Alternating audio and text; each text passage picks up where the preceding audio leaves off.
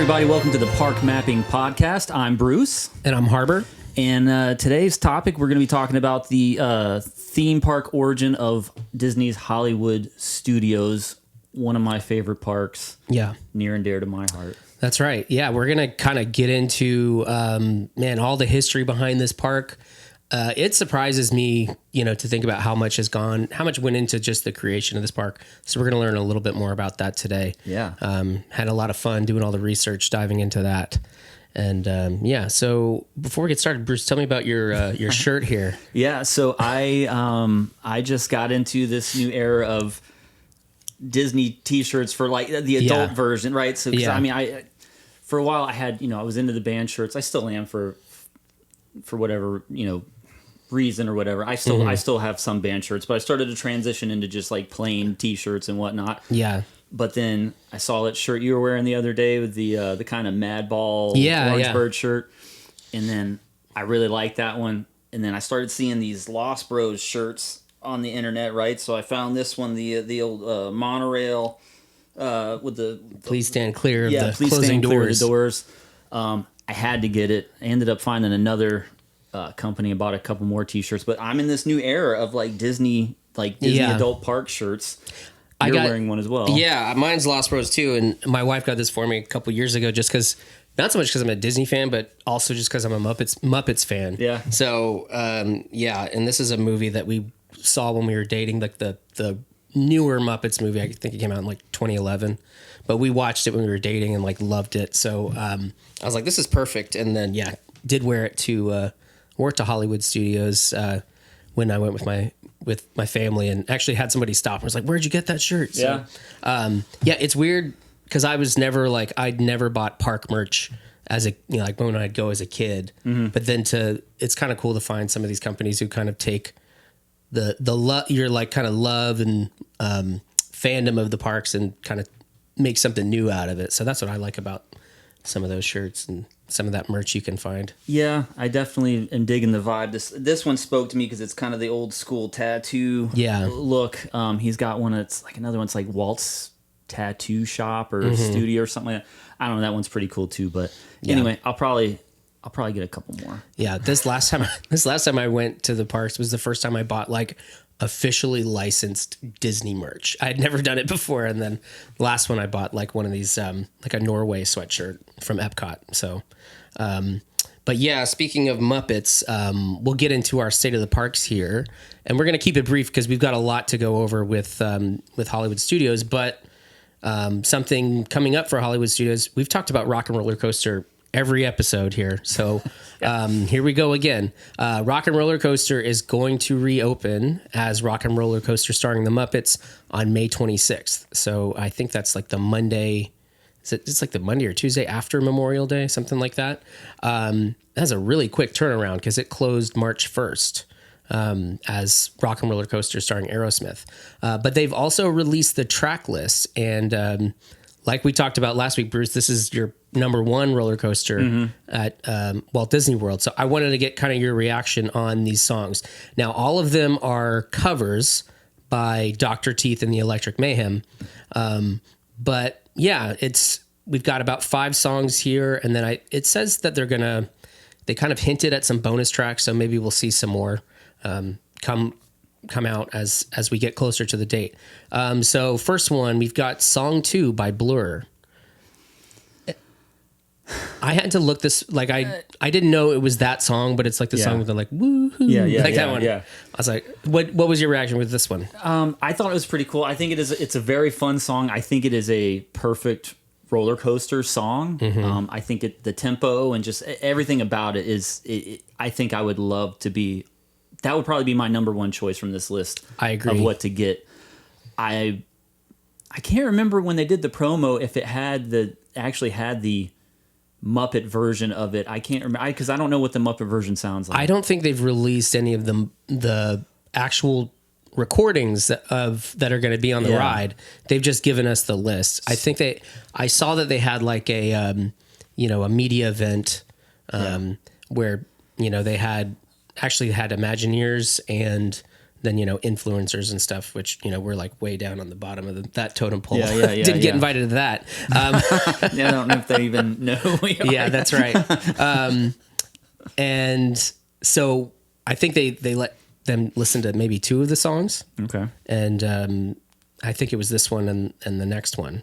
But we haven't actually heard, besides that, no one has really heard any of the actual recordings. But it's, 90s kid. So I was like, I love that song. I think that's a great song.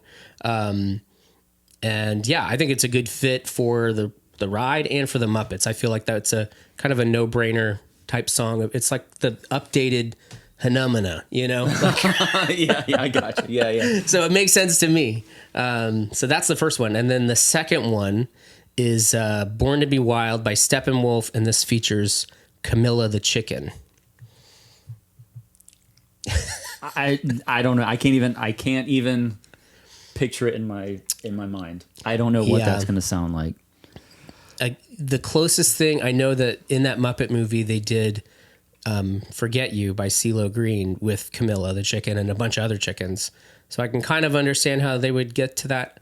I don't know. I'm not a big fan of this particular song.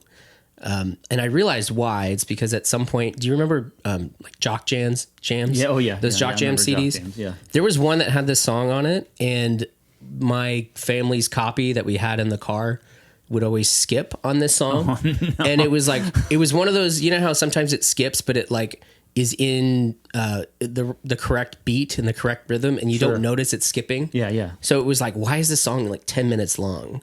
And then I realized it was skipping. So I'm like, why don't I like this song? Oh man, it's because I had to hear the long version of it. So, all right.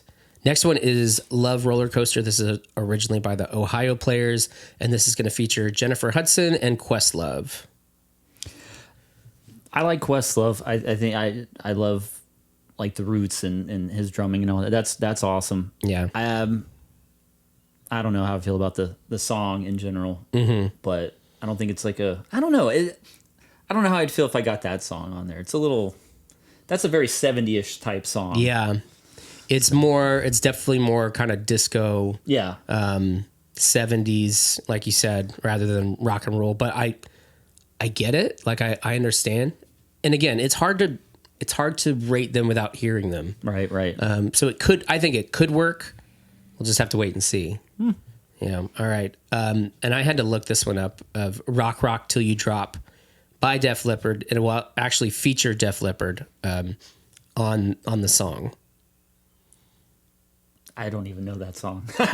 Again, let alone a Muppet version of it. I'd never got into Def Leppard, but I know that they have like popular songs, and I'm like, I've never heard the song before. Now I listened to it and I'm like, okay, it makes sense for the Muppets. I can see, but I'm just not familiar with it. So again, kind of a strange choice, I think. No, the number one thing I know from Def Leppard is they had the one-armed drummer. Right. So if there's something else, I couldn't name a single song, but I know their drummer. Yeah. Okay. All right. And then last one is Walking on Sunshine. This was originally by Katrina and the Waves, and this will feature Kelly Clarkson. All right. Yeah. I think I would say like, my number one was probably, Song 2 by Blur. Honestly, this is probably my number 2. I think this is really, yeah. Like, I mean, it's not like my favorite song or anything, but okay. I feel like it will work it's got good energy to it. Okay. And, I don't know. It's a fun song, whereas the other ones are like, they're definitely more rock and roll, but I don't know. They're just not as like fun to me. I am just trying, because again, we were talking in one of the episodes, maybe the first one, about that Green album and how they did, kind of like punk meets the Muppets, and it was like punk bands doing Muppet songs, and I'm just trying to wrap my head around. Now, I mean, obviously I've heard, Dr. Teeth and the Electric Mayhem in the movies and in the shows and stuff like that. I'm trying to picture what this is going to sound like. Yeah, I think this is one of those, like, we'll have to wait and see how it comes out, I feel like. Yeah, absolutely. I feel like a lot of people were expecting more like current songs. I feel like, because I felt like a lot of people, Sabrina Carpenter did the special, the Muppet Show special, and they're like, oh, I bet we'll have a Sabrina Carpenter song on here, and nowhere near. None of this touches Sabrina Carpenter at all. I don't know. We're gonna have to wait and see. I think it can work. I think it'll be fun. It's just probably not what I expected. So, I know we're going to keep this segment kind of short. I just want to briefly touch. I'm not going to go down the list, but there's going to be a lot of cameos from famous people. Yeah. Some of these stick out to me. Kind of. Travis Barker makes sense to me. Yeah, right? that one I like. Musician. Weird Al, sure. Danny Trejo, though. Like, I'm trying to figure out where. Like, is this pre-show cameos? I think these are pre-show cameos. Okay. I imagine. You know how in the queue there were those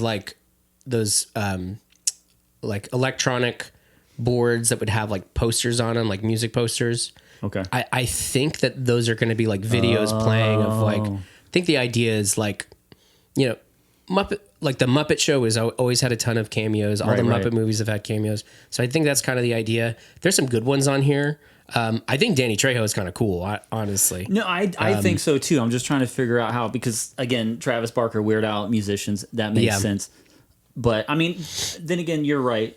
Muppets aren't really known just for having musical acts. They've touched every genre of music, every type of media out there. So it makes sense. I just didn't know how it was going to be introduced into the ride, and that makes sense. I didn't know if it was going to be like that pre-show in the studio kind of deal, like with Aerosmith, and if it was going to be like maybe you got a different one, or like, hey, maybe this time I got Danny Trejo, and next time I got John Stamos. Yeah, but, I think it's going to be more like almost like if you go somewhere. I imagine if you went to like a recording studio, you would see like pictures of people who have been there, but it is weird because they're all like. They're not all musicians. It's a lot of actors and stuff. Like John Stamos. Well, no, he is a musician. I forgot. I'm sorry. Yeah. What was his Jesse and the Rippers? Is that right? Right. And I've seen him do other things. Yeah. Well, mainly like on late night TV. I think it's kind of his shtick. He's a drummer too. Yeah. But I don't. Big Disney fan too, John Stamos. Okay. So, yeah. All right. So sorry. One more thing, and that is that the super stretch. Limos that are the coaster trains are now being called the lengthy immediate motion object, or limo, and of course these are built by Bunsen and Beaker at the Muppet Labs. So I'm interested to see like what the vehicles are going to look like, if they're going to have some kind of weird apparatus on them, or like when they did the Muppet Mobile Labs at Epcot like years ago, if it's going to look anything like that, I don't know what you'd say, like household appliance pieces and parts kind of falling off of it and stuff. I love what they did here. This is such a Disney thing to do, but the lengthy immediate motion object, abbreviated limo, LIMO. I think that's hilarious, and it's like a really good, nice touch. Yeah, cool. All right, so that's, again, we're going to keep that this segment short today. That concludes State of the Parks. There's all kinds of other stuff going on that not touching on this time, but I guess we'll just get right into kind of our main topic here. So so we're going to do a bit of a deep dive. I'm calling it, the theme park origin story, and maybe we'll do this for some of the other parks too. Of like, how do these parks? Where does the concept come for them, and how do they get built? How do they decide this is the idea that we're going to go with? And Hollywood Studios is interesting because number one, because it has changed so much since it opened. It opened in 1989, and also there's all this other controversy and drama that came along with its opening. So I guess before we get started, like, Bruce, what was you said at the beginning, this is one of your favorite parks, or it is your favorite park. Right. So tell me, like, what was the first time, when was the first time you went to Hollywood Studios? Was it MGM Studios then? Yes. Okay. And then what's been your, like, relationship with it since then? Well, I want to say it almost feels like a core memory, and for the longest time, like, again, you and I both had, there was like a stretch of time where we didn't go to Disney. So I was pretty young. I was probably, I don't know, probably 8, 9, 10 years old or something like that when we went, when it was MGM.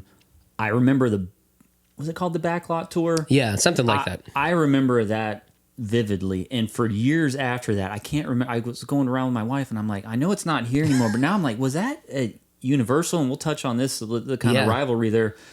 But I could not remember for the longest time. I was like, I swear it was here. And this is when it was Hollywood Studios. I'm like, I swear that ride used to be here. I couldn't figure out. But yes, it was MGM Studios. You're on that tram. It took you around. But the part that I remember, two things I remember the most was when you stopped and they had the big action scene. There was explosions, walls of water. You went down, and then it went into like the animator part of it, and you could actually see the animators working and things like that. And I thought that was awesome. Yeah. And then, well, I guess then what about like current state of Hollywood Studios? It's still your favorite park, right? It is still my favorite park, and I think it is.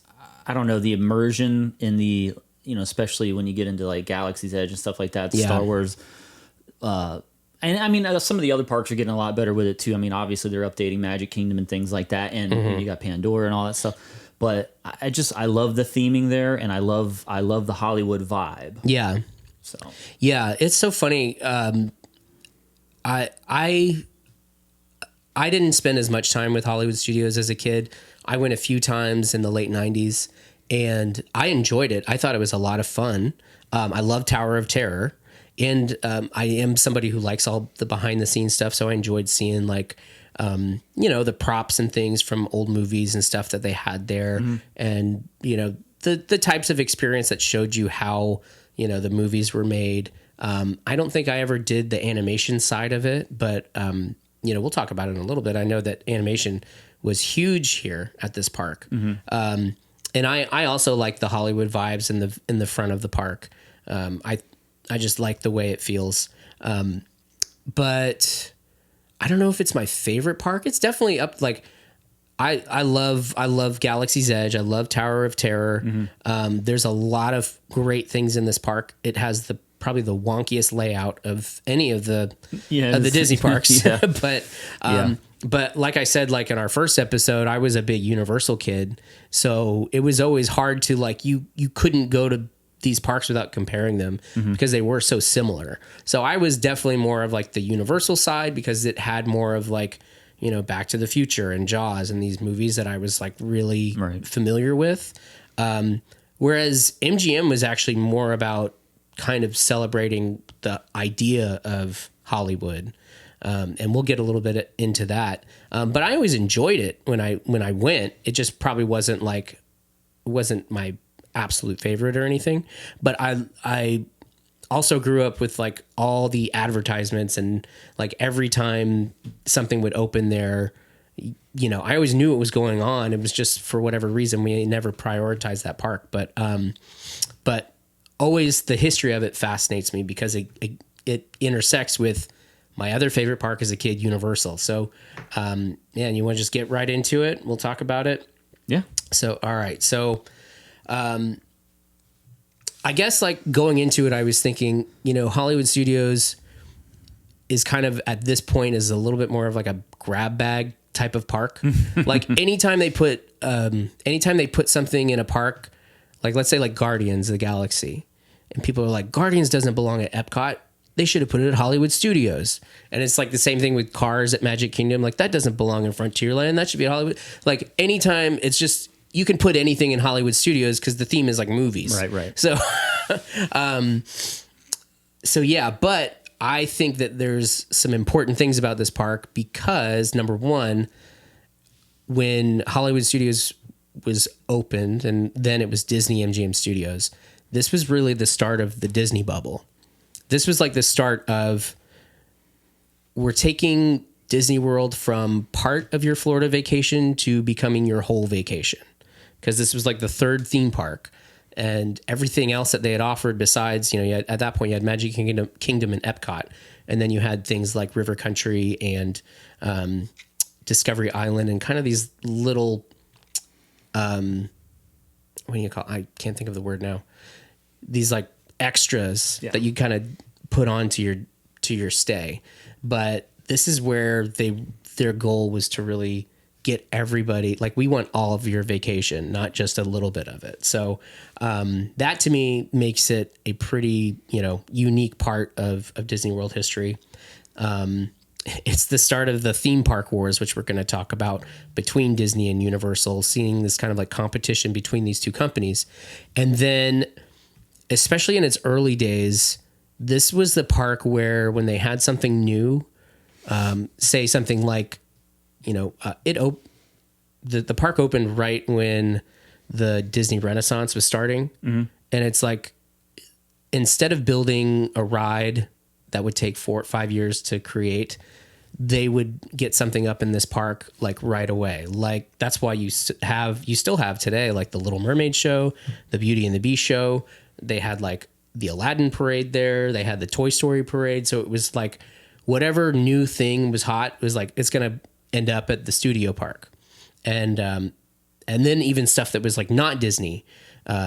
It's crazy how like things like the Ninja Turtles and Goosebumps. So, and I do remember they had a Honey, I Shrunk the Kids. Oh yeah. And Honey, I Shrunk the Kids too. Yeah. That's right. They had the playground, Honey, I Shrunk the Kids. You could slide down the grass. Yeah. That was pretty cool. I do remember that as well. Yeah. So it was like very much like kind of this, I call it like a flex space. Yeah. Of like, we got this new hot property. Where are we going to put it? Like, let's put it at MGM. So let's get into kind of the origin story. So I'll just start off by saying, there's two sides to every story. And this one famously has two sides. So let's talk about the Disney side.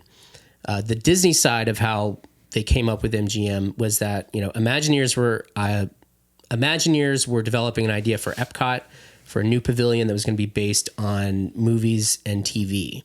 And this was going to go like between the Imagination Pavilion and the Land Pavilion at Epcot. And when Michael Eisner came in as the new CEO, he saw the plans for it and was like, this looks great. There's so many good ideas here. Let's just go ahead and make this a whole theme park. Mm-hmm. And that's how, that's what Disney says. This is how this park started, was we had this idea and we decided to just blow it up. Instead of it just being a pavilion, we're going to make it to a park. Now, then there's Universal side. Because Universal had been planning to build a studio park in Orlando since around like 1981. And around that time in the early 80s, they were going to other studios looking for partners to see if, like financial partners to go in on this studio park. One of them was Paramount, where Michael Eisner at the time was president. Supposedly, he saw the plans, saw the pitch. Paramount decided not to go in on it with them. And then a few months after he becomes CEO at Disney, they decide, hey, we're going to open this new studio park in Orlando. And so, there's this kind of these conflicting stories. And what I kind of want to get into is I think that there's truth to both sides.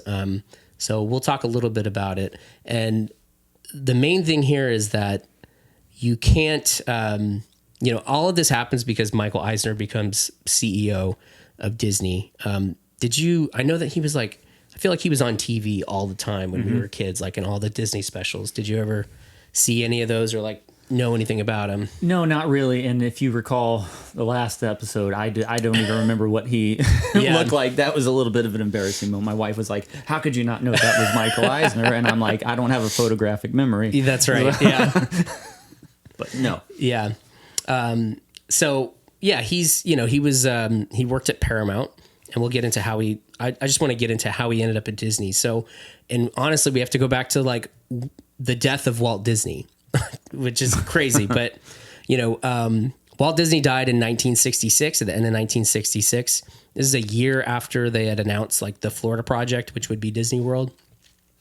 So his brother, Roy Disney, kind of takes over. I mean, he was already CEO, but he, kind of spearheads, all right, like the company, we're going to be focused on getting Disney World open. Like that's our main thing. So from then till 1971, like that's all the company's focused on, is getting like the initial part of the Disney World plan completed, which is basically the Magic Kingdom and kind of that area around Seven Seas Lagoon that's, there today. So Disney World opens October 1st, 1971. Roy Disney dies a couple months later. So like at the end of 1971. So like he basically like gave everything he had into getting this complete. because he was already going to retire before Walt died. And so the company's kind of run by some executives. One of them's Don Tatum, the other one's Card Walker.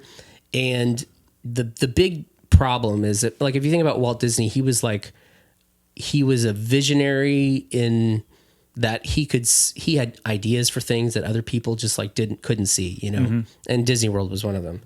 And it was always like coming up with new ideas. And from that point, the management, the people running the company were just looking at all of Walt's ideas that had been left behind. Yeah. And are like, okay, how much of this can we do? What can we not do? You know, not really coming up with, like, they didn't have a real direction for the company. And so things start to slip. And I think it's funny because I think of, like, you know, that time as like, because it was before, you know, before we were born. Yeah. But you're like, isn't that the heyday of like of Disney World? Right. It was like in the 70s. Right. But it was, you know, this is kind of this slow decline. Well, yeah, the Disneys were the visionaries. Yeah. So I can imagine where that would be hard, because like it sounds like Disney Walt had a plan for everything, and I'm sure he had, you know, things planned out for even after. But like once he died, yes, I feel like it's just a bunch of people scrambling to try to figure out what to do next. Exactly. And probably not as passionately as him. Yeah. And I think the only thing the person that I think of that is closest in like kind of our like pop culture or like zeitgeist would be like Steve Jobs, where like Steve Jobs was the head of Apple. And of course, going back even before Steve Jobs died, but like when he first, you know, started Apple and was kind of had all these crazy ideas, and then actually got kicked out of his own company, and Apple started to falter again because they didn't have that like vision. Right. They didn't have the leader with the vision, where, you know, you have companies that are constantly chasing of like, what do people want? Yeah. Rather than, I feel like Walt Disney was like, what's an idea that I think, you know, people don't know they want this yet, but when we do it, they're going to love it. You know, those are two different ways of looking at business. So, so the company kind of like trudges along until the mid 80s, and their animation department is in like a complete slump. This is when you get movies like, this is when you get things like The Fox and the Hound, The Black Cauldron, The Rescuers, which are like decent movies, but they're not like performing as they should. The live action is like in the gutter. Like their live action films are like terrible. Because you think about like Disney has always been kind of a family brand. Yeah. And in the 70s, this is when like things are getting, like movies are getting very like dark and gritty. Yeah. And they're not able to keep up at this point. You know? No. And so, yeah. And then even with the theme parks, even with Disney World, you know, they did build Epcot. Like Card Walker, who was the CEO at the time, like was able to get Epcot built. But one thing that always amazes me is Epcot didn't open with any like new hotels or anything. So there was 11 years between Magic Kingdom and Epcot being built, and they didn't really build anything else to kind of like make it into this more of a destination. And so you still had like the same hotels that they'd started with, but you have a huge park, you know. So there wasn't a lot of like, let's really make this place the best, you know, make it the best thing that we can make it. You know, partly because they had the idea they had Walt's idea of making Epcot the city, and they figured out, okay, we can't really do that, but they didn't come up with like a new plan beyond that. So that leads into 1984. In 1984, the company survives a hostile takeover, like a corporate hostile takeover. This is what they call green mailing. This is basically where, you know, somebody comes in, an investor buys a certain amount of stock and then threatens to, you know, do a hostile takeover. I don't know how all this works because I'm not like real this is news to business savvy. This is like the gritty side of Disney right here. Basically this guy, and what was his name? Saul Steinberg basically tried to do a hostile takeover of Disney with the intention of either one or two things happening. Number one, he's able to take over the company and he can sell off the divisions. Like he'd sell off animation and the parks and film and all of that, right? And make a bunch of money off of it. Or the company buys his shares from him at a inflated price and he makes a profit off of just doing that. So that's why they call it green mailing. And that's what ends up happening is Disney pays him $300 million to buy back his stock, and Steinberg made $28 million from that scheme. That is a ton of money in the 80s. Yeah. This is in 1984. It's a ton of money now, but I mean, oh gosh, dude, that's like $100 million. And they're all, and Disney's already like kind of at their lowest point here. Now they're spending $30 million to keep the company from being broken up. And so the CEO at that point is Ron Miller. Ron Miller is Walt Disney's son-in-law. And so he'd only been CEO for a year. And at that point, the investors were like, we got to get rid of this guy. And actually the person who spearheaded getting rid of him as CEO was Roy O. Disney, who's Roy E. Disney's son, Walt Disney's nephew. And so they led a campaign to get him out. And then that's when they brought in Michael Eisner. Michael Eisner came from Paramount. They brought in Michael Eisner to be CEO. And then they also brought in Frank Wells, who was from Warner Brothers, to be COO. So they've got new leadership. This is the first time they've hired anybody outside of the Disney company to run Disney from an executive position here. So Michael Eisner has a couple goals here. Number one, he's got to reinvigorate, the animation side. He's got to make Disney a relevant company again, a relevant studio. And then he's got to optimize the parks because, one of the things is that, again, like I said, like most of Disney World is still undeveloped. Right. There's not a lot there. There's, they have the two parks, but they only have a handful of resorts. They have all this land that was set aside for Epcot. They're not doing anything with it. So he's got to that's the way that he can give value to the shareholders is to let's have this property. This is a giant piece of property. It needs to be making money. Yeah. And so he's at that point has to be looking at ideas for can we open another theme park? Can we open more hotels? Can we do something else? And that's exactly what he starts to do. And so, at that point, he sees this concept for this Epcot Pavilion. At the time, it was going to have a ride called Great Moments at the Movies, which basically it is going to become the Great Movie Ride. Yeah. So at that point, it's just an idea for a pavilion at Epcot. And he says, we need to make this into a new park. This is going to be a new theme park. And to kind of go back on is Disney right? Is Universal right? We do know that Epcot, there was a plan for Epcot to have some kind of, arts and entertainment pavilion since the beginning, since the 70s. We've got concept art of Great Moments at the Movies that was made for Epcot. So we know that this was an idea that Disney had, and then Michael Eisner saw it and kind of ran with it. Okay. That said, I think that Michael Eisner having the knowledge that Universal is eventually going to build a studio park in Orlando is probably kind of affecting his decision making, I would think. I would have to agree with that 100%. I mean, him coming from a different studio, right? Paramount, you said. Yeah. That. And having the knowledge that he had and knowing he's coming into this new space and having to come up with all these new ideas, I mean, it had to have been at least on the back of his mind, kind of, we got to beat them to it. Yeah. Sort of mentality. Yeah. And at the same time, he's worked in the movie business his whole career. So I'm sure this is something that appeals to him as a CEO.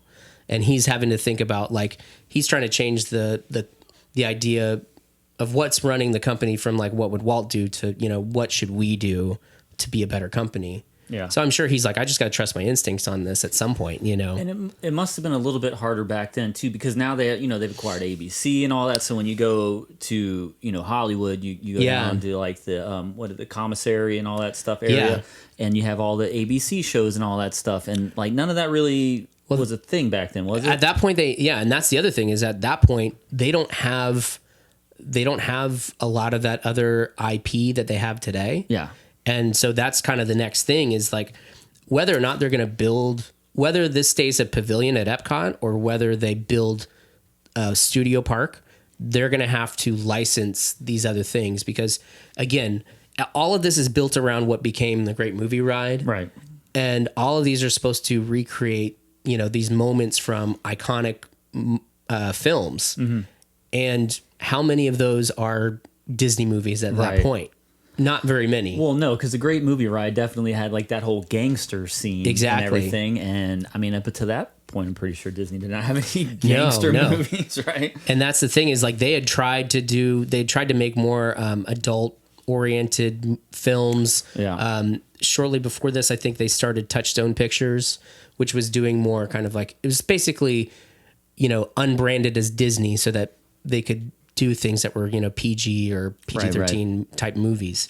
But that hadn't really taken off yet. So they were at that point, they realized they're going to have to partner with somebody to kind of bring in these movies. So they end up signing an agreement with MGM.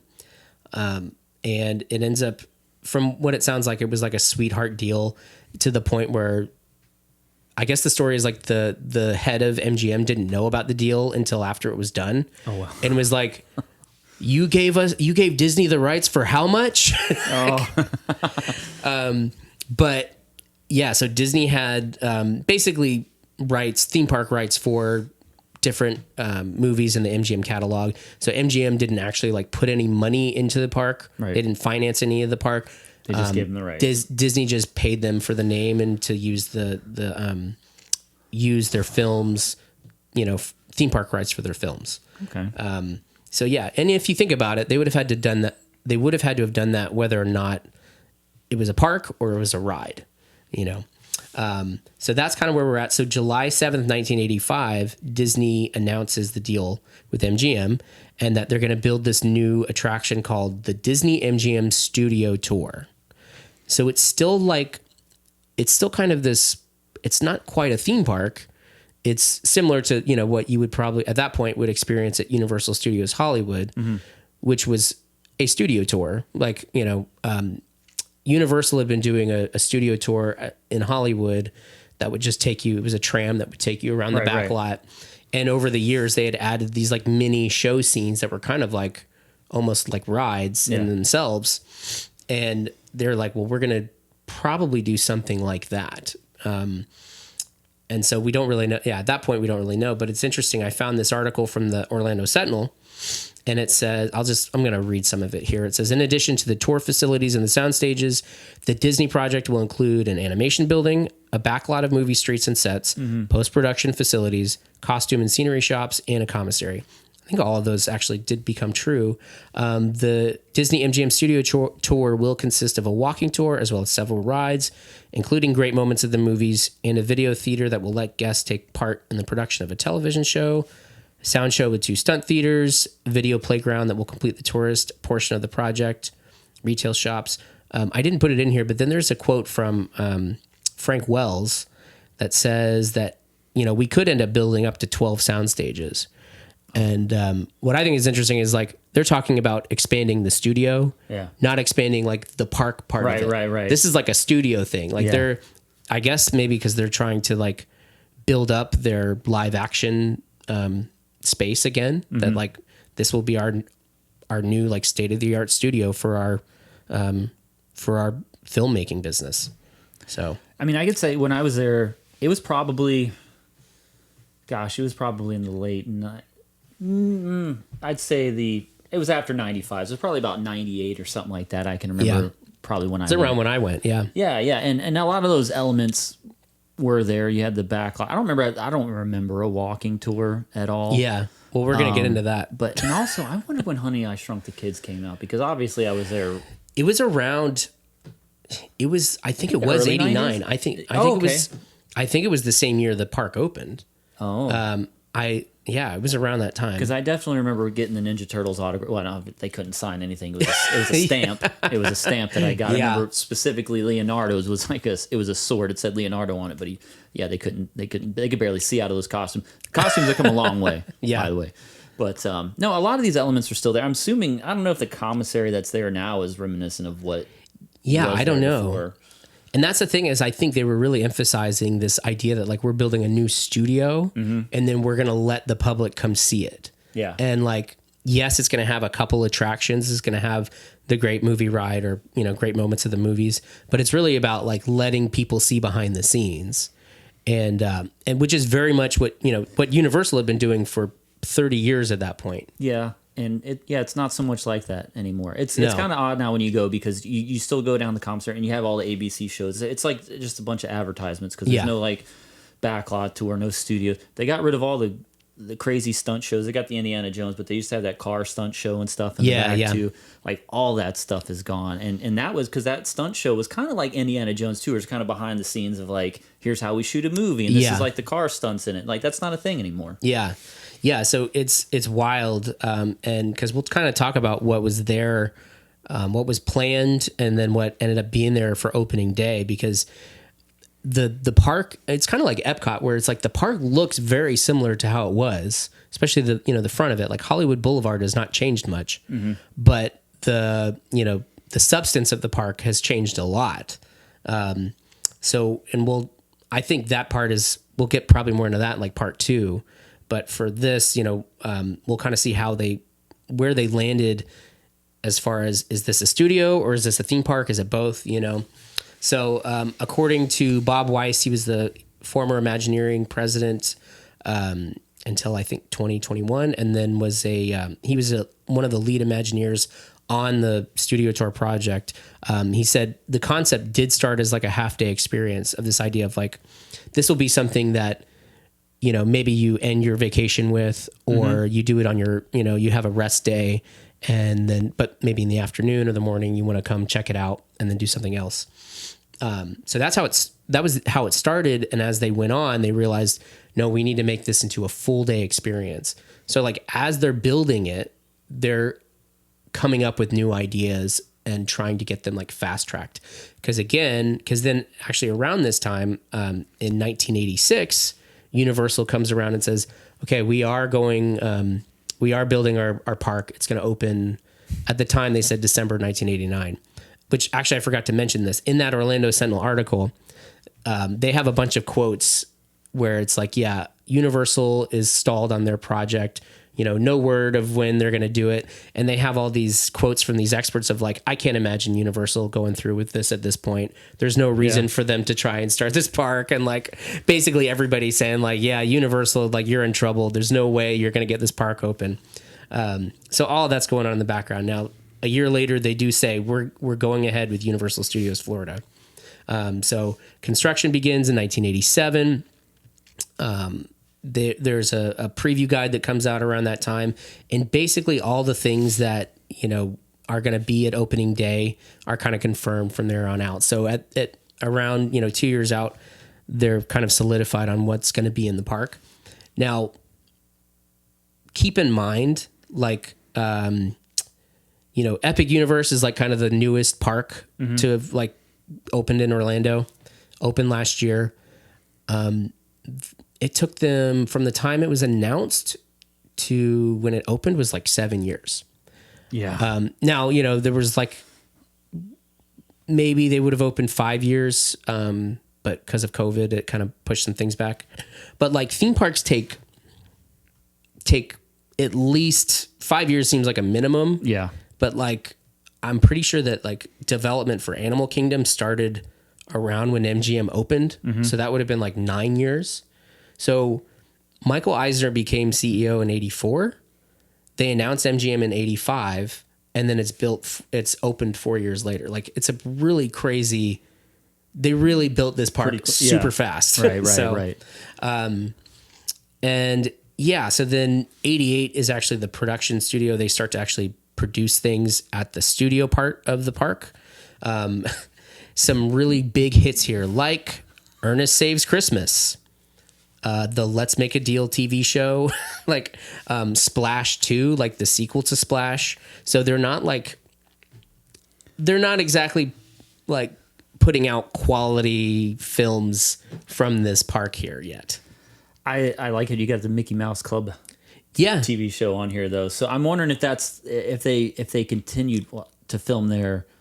I'm just curious because you got a lot of big stars that came from the Mickey Mouse Club, and I'm just wondering if a lot of them were down in Orlando. I'm pretty sure the entire series was filmed at MGM. Oh wow. Yeah. So there were some things there in the beginning that took off, but it was a lot of like kind of, I don't want to say B movie because it wasn't B movie necessarily, but there wasn't a lot of memorable production. So even from the start, they're not attracting like Hollywood producers to be like, hey, you need to come and film in this park in Florida. It's very much, to me, it seems like, let's get some stuff filmed here so that we can at least say that something's been filmed here.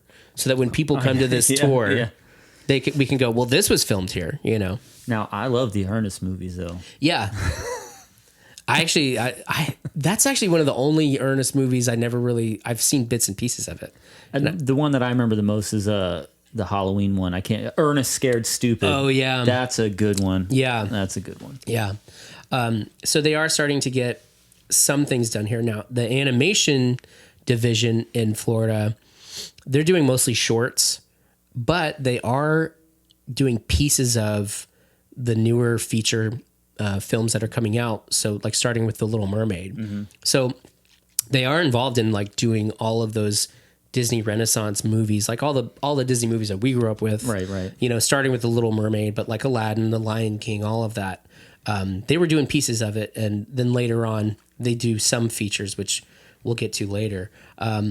So then May 1st, 1989 is when Disney MGM Studios opens. And just from the very beginning, the dedication here is that this is a park that celebrates the Hollywood that never was, but always will be. So there's this very much like, this is the theme park part of this park is very much around the idea of Hollywood, kind of the idealized version of Hollywood. Same way that like at Magic Kingdom or Disneyland, Main Street is the idealized, small town. Mm-hmm. It's kind of that same idea. And I want to talk about what it looked like when it opened because it is so different than what's there today. Okay. It's wild. So, and this park opened with basically, I guess you could say it was two lands, but you had a theme park section of the park and then you had the studio section of the park. And when it first opened, you basically had that front where Hollywood Boulevard is, the Chinese Theater. That's the theme park, right? And then there's the studio portion. And I put here, the park opens with only 2 rides and 2 shows, but don't worry because one of those rides is 2 hours long. Because don't worry, guys. There's plenty to do. Well, they had to keep you in there for something because there wasn't a whole lot else going. Exactly. on. There's like. That's long. Yeah. So it is funny because they get this park like built super quick, but there's not a ton to do because they're really wanting to emphasize this is a studio and you're coming to see the studio. So here's kind of the main thing, the main attractions that are open with it. The Great Movie Ride, eventually they changed the name. Great Movie Ride is the one of the rides. The other ride is the Backlot Tour itself, and we'll get into the nitty gritty on that. And then there's 2 other shows. There's the Monster Sound Show and Superstar Television. The Indiana Jones Stunt Show it's not open yet, but it is like in kind of previews. I think it has like a grand opening later in the summer, but officially it's not open, but more or less it's there. It's starting to run shows.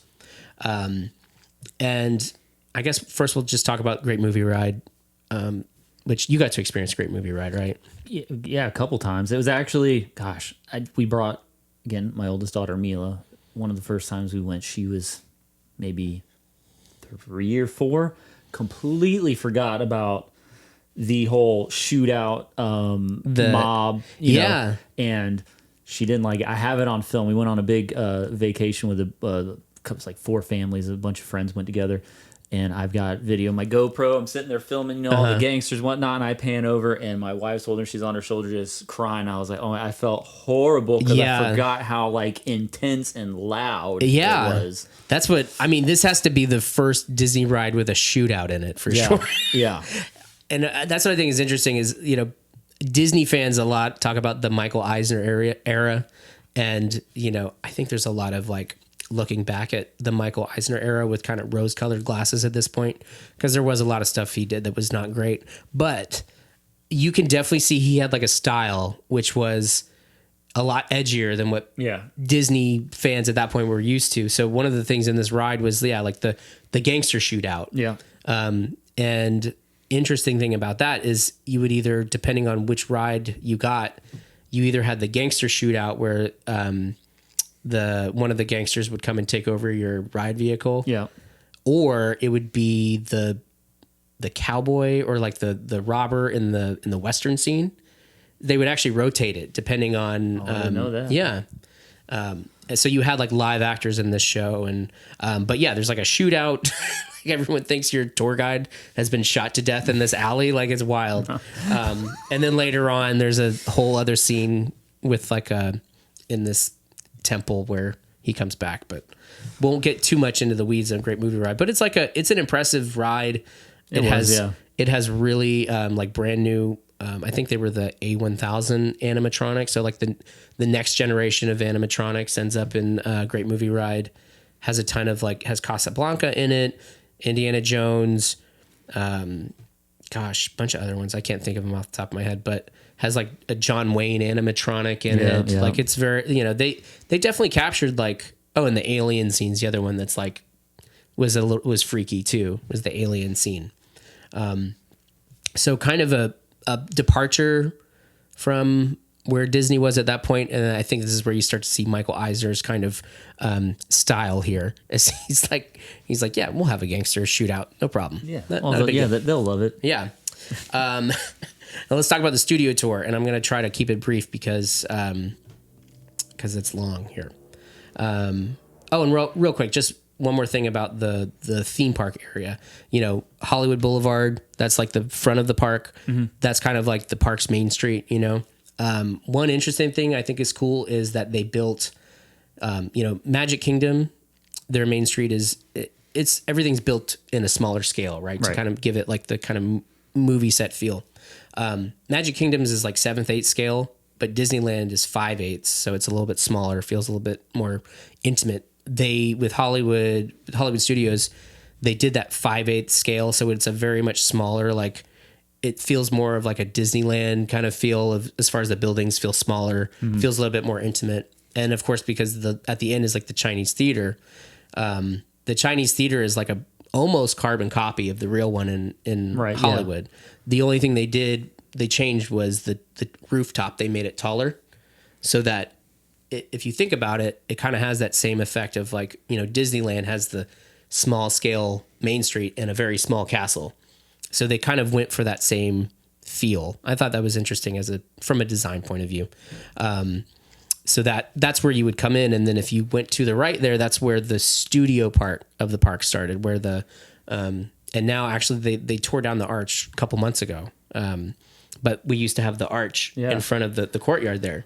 I was looking at the map that we've got on here, and you're right. Like, a lot of it has not changed. The Echo Lake, all that stuff, like, not changed at all. But it's interesting to see like where the backstage studio tour and everything is, and what that's become now. Because I want to say that's probably where Toy Story Land and everything is now is over there. And then you've got, Holly, obviously the Tower of Terror and Rock and Roller Coaster don't exist yet, and I can see where they would be on here. Mm-hmm.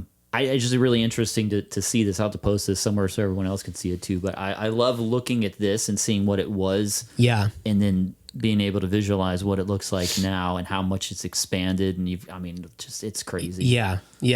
And so let's just talk real quick about what was on the backstage tour, because like I said, this is from the guidebook, like from the map that you would get when you walked in the park. It says, please note, this 2-hour guided tour involves an hour of walking. Restroom facilities are available at the shuttle station before you embark on your journey and at the start of your walking tour. So you would go on the backstage like tram tour, and then you would stop, and there was another hour of the tour that was like walking through all the sound stages and stuff. So this thing was like a commitment. Yeah. And so at least that's how they started it at first. So, you would leave for the tour where the animation courtyard, from that animation courtyard area that's still there. They're actually redoing it right now. It was Star Wars launch bay for a few years there. So that's where it started. Then you would get into this shuttle and it would go around the back lot. And so the first places that you would stop would be like costuming. And I'm sure you remember this, right? You kind of the tram would like pull into a building. Yes. And it would have like glass and you could see the people working. Yeah. So they had a costume shop and then a scenic shop there. So you would, I think, pull into them like right after another. And this is all basically where Toy Story Land is today, is where all of this stuff was located. And then you would go on to Residential Street. And here they have the description, look closely at the houses on this outdoor set. You may recognize the homes of famous movies and TV families. So one of the houses, so this is just like a residential street that's they've recreated so that you can like shoot movies on or TV on it. They actually recreated the house from Golden Girls. Now this is what's funny about this studio tour, right? Like you're supposed to come and see like where all this stuff is filmed. The actual Golden Girls house that is used on the TV show is in LA somewhere, right? Like the show is filmed on a soundstage in LA, and then there's a house that they found somewhere in LA to use for like exterior shots. And they just, that was like the 5 seconds between scenes. They'd like, film the exterior establishing shot or whatever. They recreated the house in Florida and then used that to film for the rest of the show. Wow. So like for no reason, there was no reason for them to do it, but they wanted it to be like the attraction on Residential Street. That's wild. So all that just so they can have a little minute, like, oh, that's nuts. Have you seen? I'm going to go on a tangent. Have you seen the movie? First of all, have you seen The Room? Like that kind of like cult classic. Yes. The Room. Did you see The Disaster Artist, which was like about it? When they show up to shoot the movie, and they've made a set inside the soundstage of the back alley that's like right outside, and they're like. We could have just filmed right outside there. You didn't need to build the whole set for it. Oh, man. That movie was wild. Yeah. Well, that's basically what they did is like, we've already got that location. How many times do you have to actually shoot like the exterior shot of a house for a sitcom? Like once, twice? Yeah. I don't know. Like a couple times. Dude, So I just thought that's hilarious to me. So you would go through Residential Street, then you go through Catastrophe Canyon. That's what you were talking about. That was my favorite. That's the only part I remember. I don't remember, and maybe it had evolved in the 10 years, 8 years, 9 years since it had opened, but I don't remember walking for 2 hours. Either it wasn't a thing when I went, or it was so boring that I've... Well, we'll talk about it here. I want to save it for later, but yeah, actually, they end up changing a lot of stuff because...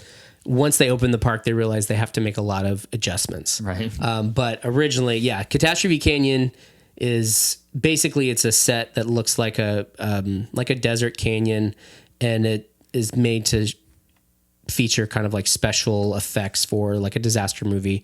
So there's an earthquake and there's a tanker truck there that catches on fire. That's what I remember. Huge fireball, extremely hot. Yes. Yeah. So and that is one of the it's like a landmark attraction for the studio or for the park.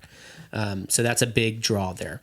After that, the backlot tram, the tram would go through New York Street, which is, like any kind of backlot you'd see at a Hollywood studio is, recreation of kind of New York streets.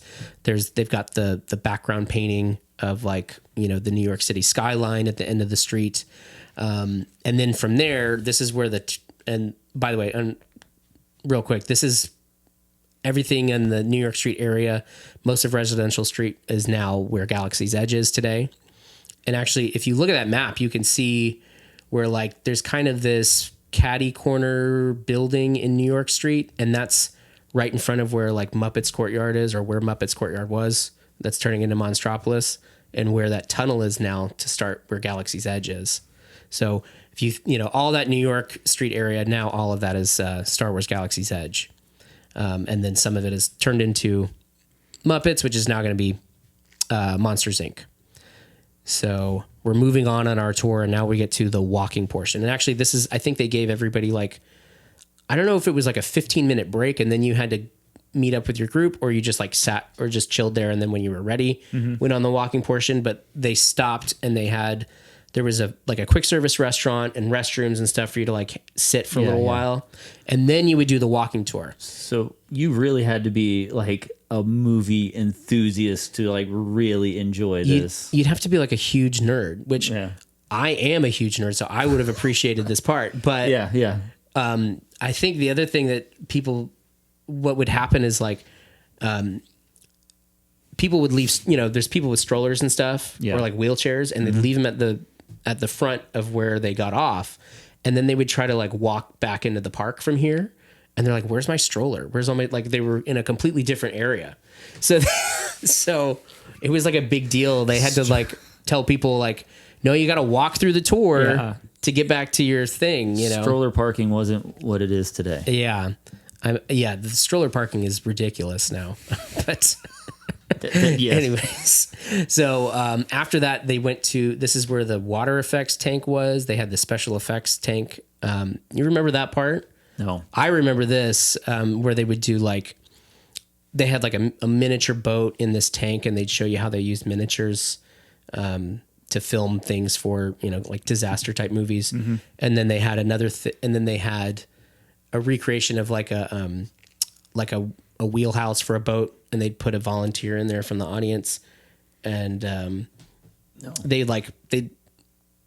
you call it? They'd like edit it together real quick and put it on the screen, so it looked like, you know. Oh, right. I don't remember that. I don't remember that. I do remember a little bit off subject, but the only time I remember going to see anything like that was, Mississippi or something. There's that Space Center. I don't know if you've ever been there. I've driven by it. But. It's this, they have this huge water tank there where they simulate like, I don't know if you've ever seen when the astronauts train, sometimes they'll do it in pools and like zero G stuff. They have a giant tank there, and they filmed parts of like a James Bond movie there. Okay. So I imagine it's something kind of similar to that. Yeah. It's basically like, this is what it looks like if you on a set for anytime you have to film in a water tank, you know. So it was just like a special effects demonstration.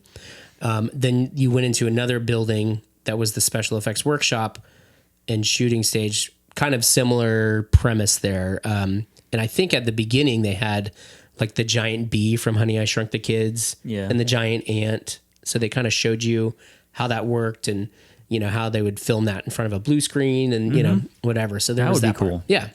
And then you went into the sound stages. Now they ended up building only, I think at the beginning they said they were like, one day we'll maybe have 12 sound stages. They only built 2. And they had, you would walk up and like the second story of the sound stage, and there'd be like a glass panel where you could look out onto the sound stage to see them filming things, if they were actually filming anything at all. And that's actually now the show buildings for Toy Story Mania. So those are the old sound stages. Oh, okay. Yeah. And then you would go on from the soundstage tour to post-production, editing and audio, see how that's all done. That is where Walt Disney Presents is today, which is kind of, most people don't even go in there. I think that's where like the live action Little Mermaid meet and greet is. And there's like a little museum in there. Most people ignore it, but it's still there. And then there was the Walt Disney Theater. You'd see like sneak previews of new movies. That's where the Little Mermaid show is now, in that theater. So that's all the like all the facilities that got reused to do other things. Like that's kind of gives you an idea of like what was going on there. And then there was the animation tour. Maybe you can talk about the animation tour a little bit, because I'd never went through it. Yeah. So the only thing I remember is similar to what we were talking about before, where you kind of the trolley or the tram or whatever pulled into a building, and there was just if I remember correctly, I mean, you were kind of in the building, not so much in the building, but there was like almost like a breezeway with a roof over it. But I remember it stopping, and you were just looking through glass. Yeah. Like through the windows, which always was so weird to me, that these guys are sitting there like doing their job and people are just staring at you. Like that's got to be the weirdest thing. I don't know, but that's all it was. You sat there and they're like, hey, this is where they've done some of the movies like this and this, and you actually see the animators in there doing. I don't know if they were actually doing animation in there. Yeah. Well, I think up until through the early years they were, because again, like they weren't doing the entire films there. Yeah. They were doing like 10 or 15 minute segments of these, the feature movies that they were putting out, but they did animate pieces from The Little Mermaid, Beauty and the Beast, like all those films that came out of that time, those animated movies, they had a part in them. So they probably were real animators if you went in there. And if you think about how long like hand-drawn animation takes, I'm sure they had enough work for, most of the time you probably saw actual people doing work. I just hope it was like one-way glass or something, because if I had to sit there and I mean, because literally I remember there was like one guy almost his shoulder up to the glass, like in doing the whole flipping back and forth thing, and I'm just, I mean, I didn't think anything of it now or then, but now I'm just like, I just sit there. I imagine being that guy and just being like, God, I know, trying to work, like stop. There's like 30 people staring at me right now. Yeah, it's like working in a fishbowl. Well, so. No, I don't like it. Yeah, but yeah, then that was another part of the Magic of Disney Animation tour. Was in that area of Animation Courtyard, and they're kind of bringing a part of that back now. Whatever they're putting in there, because they're putting the new animation class in there, there's going to be this like draw with Olaf type thing. So even though they don't do animation there anymore, they're bringing back some of that animation experience. So that's what they're working on right now, is that redo. Yeah, that's becoming kind of a big thing. Even like I said before, we've been on a couple of Disney cruises, and there's always like either in the movie theater or like in the kids club, they always have like an animators like, hey, let's get together and draw whatever character, and it's just like and they actually have an animator. I mean, not there, but they kind of follow the instructions from an animator on the screen, and it's someone that works for Disney, and it's probably the person that drew Olaf or drew whoever, and it shows a step-by-step process, when they're drawing the circles and the lines and all. And my daughter did it, and it came out fantastic. But I think that's really cool. They're trying to really bring some of that back. Yeah. And I think, as far as I know, that's probably the first time in a Disney park where you could see animators doing that, and that's kind of become a pretty normal aspect of, at least somewhere at each like location. Because I know like in California they do it at California Adventure. It was at Animal Kingdom most recently, until I guess they're redoing that area for Bluey. But yeah, going to see animators work, and then also getting to like try your hand at animation has become kind of like this staple of a lot of the Disney parks, and this is kind of where it started. So, and then there was two more shows. These were kind of, one was called Superstar Television. This is where like the Frozen sing-along is now.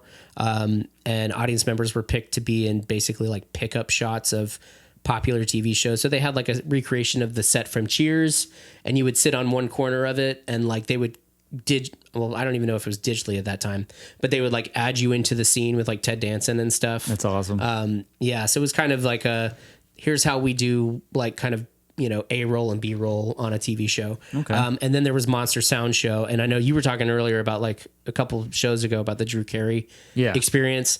It was in that same building. That's where the Mickey Mouse short is now. Yeah. And they had, I want to say it's the same building, because you might remember too, for a long time, Hollywood Studios, that same building out front, they had all the like the busts, the statues, and they had like the Walt, they had Walt Disney and all that. And then when you walked right in, they had some Foley stuff set up there, and they had like the two coconuts, and it's like, this is how you make like the sound of like a horse galloping. Yeah. You had the two like literally, and like cluck, cluck, cluck, cluck, cluck, whatever. Yeah. I'm not a Foley guy, obviously, but yeah, all that stuff was still there. That was pretty cool. Yeah, so they had a whole show that was all this like Foley sound, and I guess it was with a short with Chevy Chase and Martin Short, not Martin Short, yeah, Martin Short, and so yeah, it was basically you had audience members come and like add sound effects and like ADR dialogue to these clips with those two guys. So that kind of covers what was there. And just to talk about real quick, we're going to try to wrap it up because I know there's a lot of information here and I hope I didn't bore anybody today. But basically when MGM Studios opened, it was a huge hit. Like it's crazy because the park was very small and there wasn't a ton to do. I mean, there was a lot to see, but it wasn't like there's not a lot of rides. But in the early days, the park would sell out within a couple hours of opening. They would get to capacity and they have to close it down or like close down the parking lot. So almost immediately they were like, we have to add more to this park. Yeah. We have to add more to this park because we have to turn away people all the time.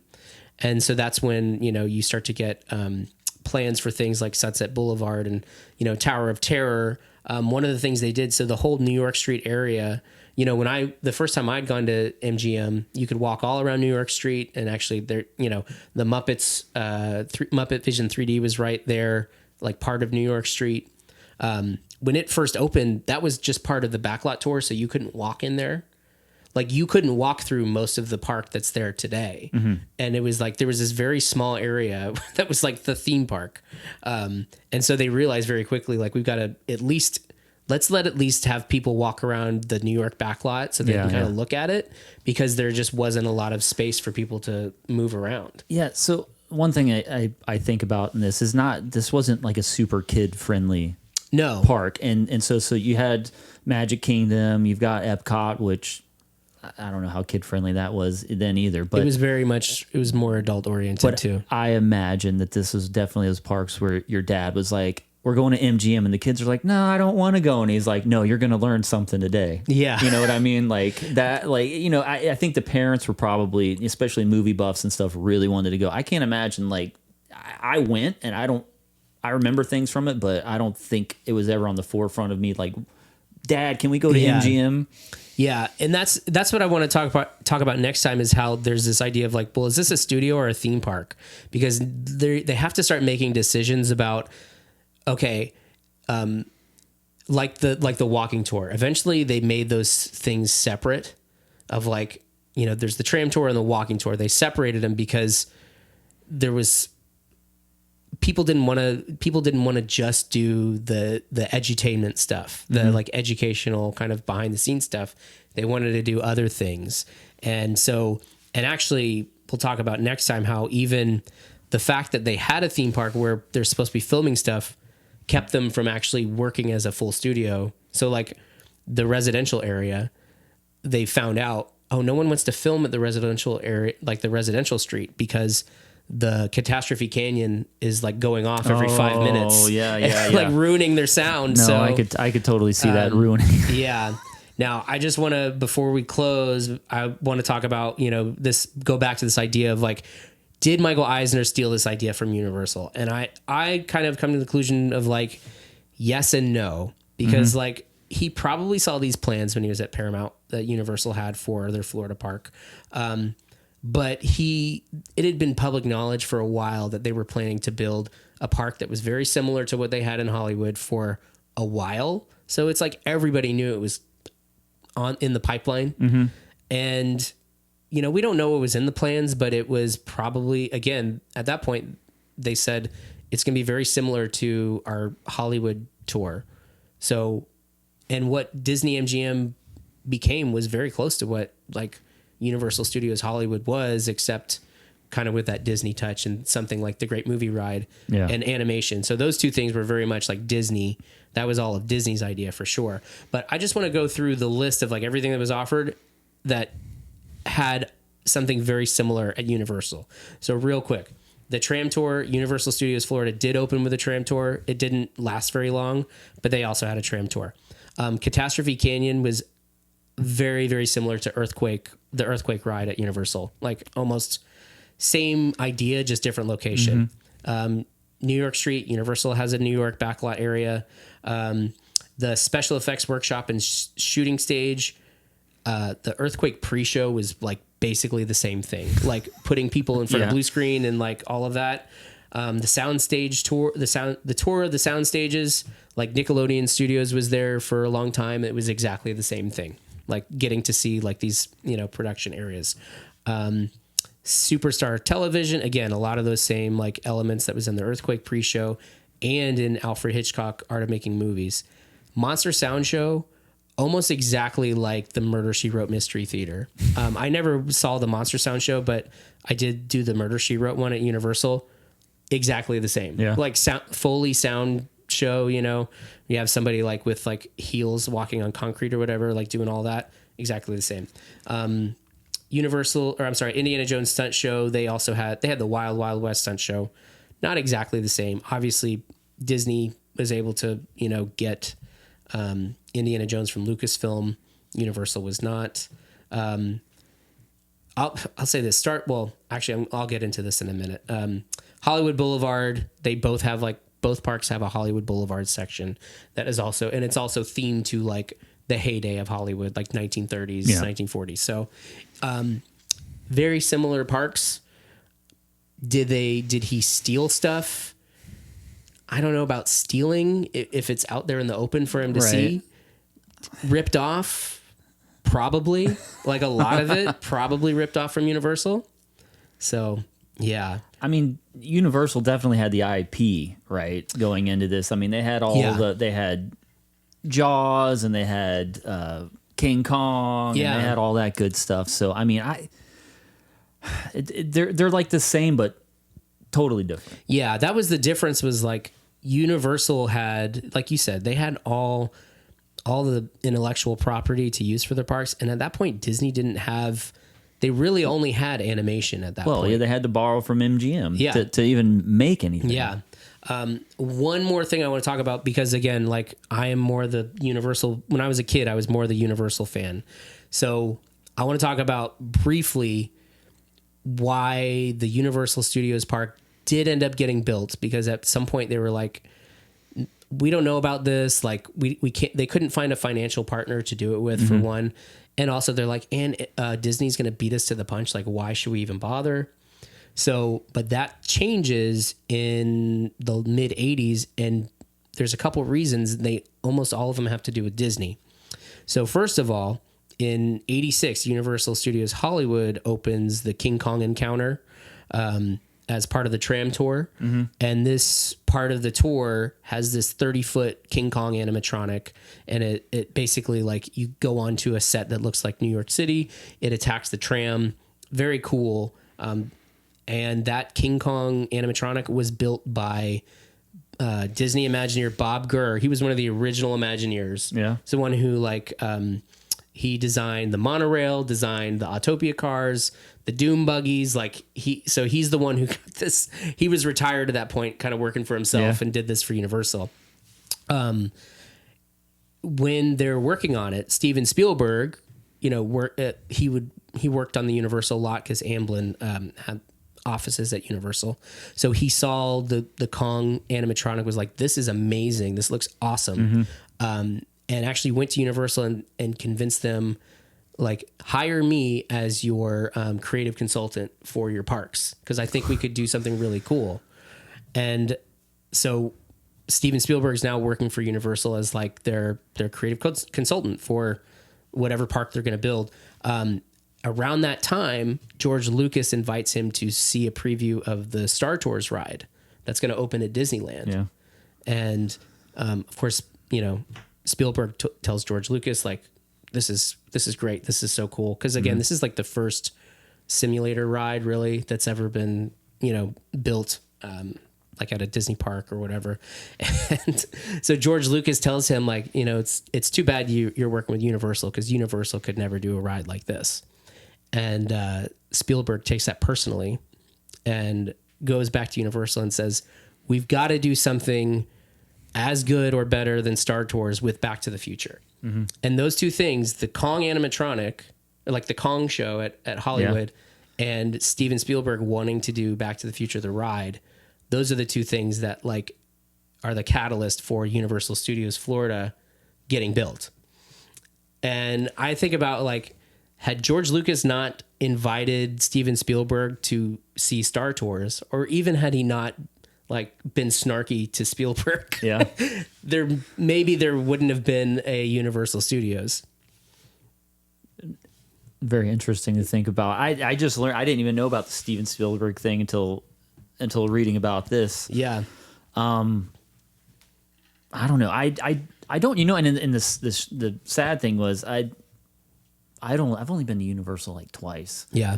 And it was after I never got to see Kong. Yeah, man, Kong was awesome. Jaws, we were there like probably, it was the last year that Jaws was operating and all that. So I don't know. I think I did get to go on ET. I can't remember, but I didn't get to go in its heyday. So I really wish I would have got to experience it. But we were Disney kids growing up. Yeah. So yeah, and that's the thing is like this whole, which we'll talk about later on. This whole thing started with just like this competition that kind of builds between Disney and Universal all kind of starts here.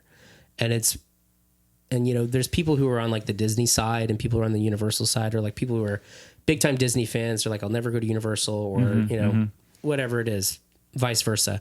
But the thing is like they both need each other because they both are, each company is good at different things. Yeah. And, competition, like the consumer benefits from competition, right? Right. So it's like, if you like theme parks, like you should be glad that, Universal, if you like, even if you just like Disney parks, you should be glad when Universal makes something good, because then Disney's gonna be like, man, what can we do that's better? We gotta step it up. Yeah. So it's interesting because on the same side, if Universal would have decided, like if Universal never thought about coming to Florida, we don't know what would have happened at Disney World if they would have ever built a third or fourth park.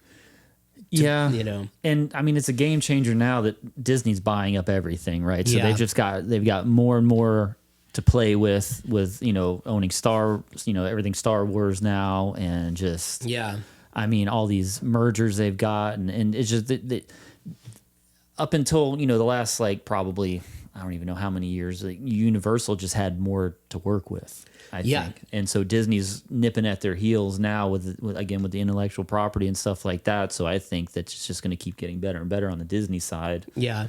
So, but there's one thing that always gets me too, is like you go to Universal and they had like the Marvel Spider-Man rides and all that. Yeah. But now it's like, I don't know, and I'm going to get into it now, but like it's kind of weird now that there are still some elements at one park that now are owned by Disney. Yeah, that's a whole other thing is, basically Universal got the theme park rights for Marvel on the East Coast before Disney bought them. Mm-hmm. And then when they bought Marvel, that deal was still good.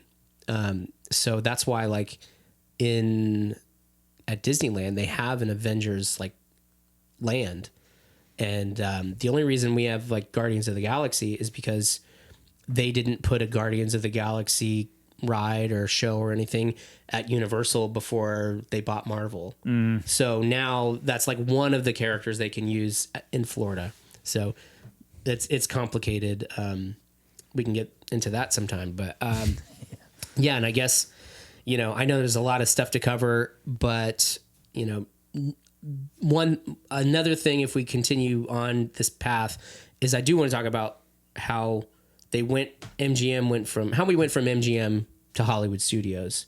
These like two very different ideas of a park, or at least the way that they were conceived at the beginning, how much the park has changed, and why isn't it called MGM anymore?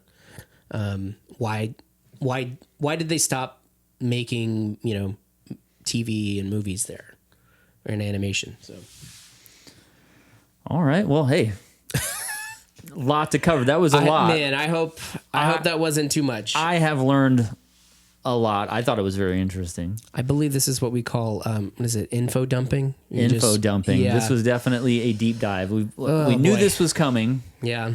There was no stopping it. Like we've we've got to get into this. I think it's so interesting. I don't think it's possible for us to like not, and especially you, because I know you're like the history lore guy, and I'm more of just the putting in my 2 cents over here. But I'm learning as we go, and I think all this stuff is like absolutely fascinating. Yeah. But well, good.